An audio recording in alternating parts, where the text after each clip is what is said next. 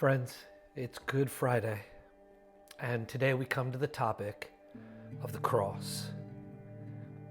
As you read through the Gospels, we all become accustomed to Jesus getting the upper hand. Sometimes it's how he turns conversations.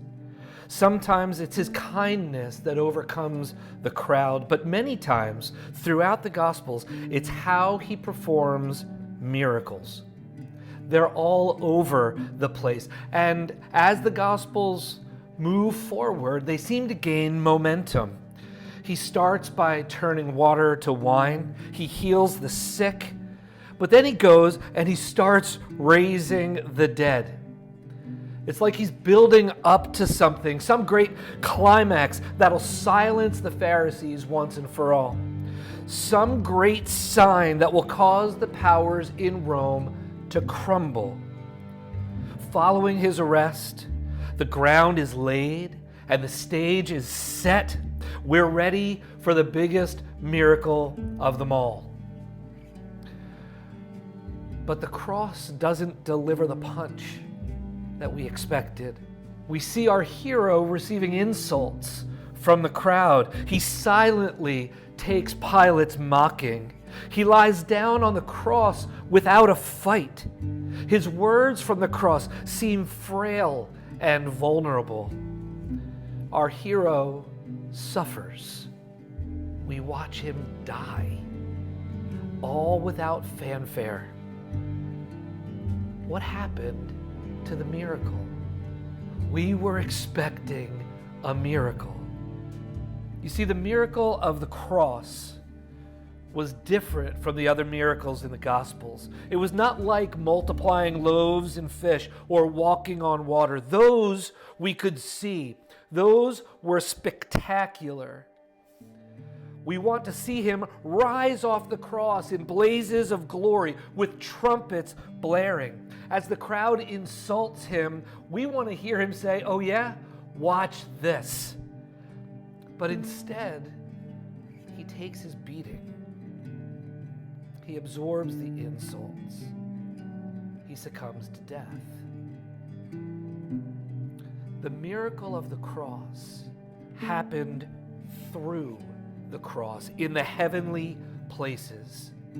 It happened where God and sinners are reconciled, where he gives his only son to make a wretch his treasure. We look through the cross not for spectacle. We look to see that Jesus paid it all. All to him we owe. Our sin had left a crimson stain. Because of the cross, he washed it white as snow. How do we respond when an eternally innocent man is slain for the sin of all of mankind? How should we react when we see the great miracle worker decline to work miracles for his own good? What should we say after Jesus has said his last words? How does one respond as the earth shakes as he breathes his last? Well, we join the chorus with the Roman centurion, and we declare with clarity and confidence, truly, this was the Son of God. Friends, we come to Good Friday, and we come face to face with the cross. It's supposed to shape our view of all things. The great Savior, Jesus Christ, who formed all things by the word of his power, who performed miracles throughout his earthly ministry, who demonstrated his divinity again and again. This Jesus laid down his life. He was forsaken.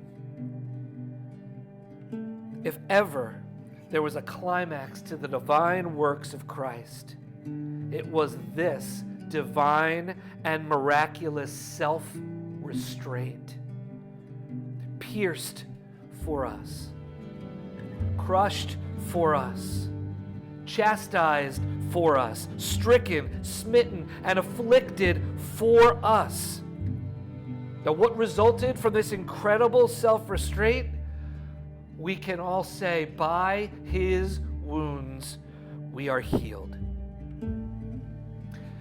In just a few days, we're going to celebrate when divine restraint turns into divine resurrection power. Indeed, our Savior lives. But today, on Good Friday, we recognize the victory that came through divine restraint. Jesus suffered, died, and was buried. Your sin, my sin, had left that crimson stain. And through this incredible miracle, Jesus washed it white as snow. Thank you so much for your attention. Have a blessed Good Friday.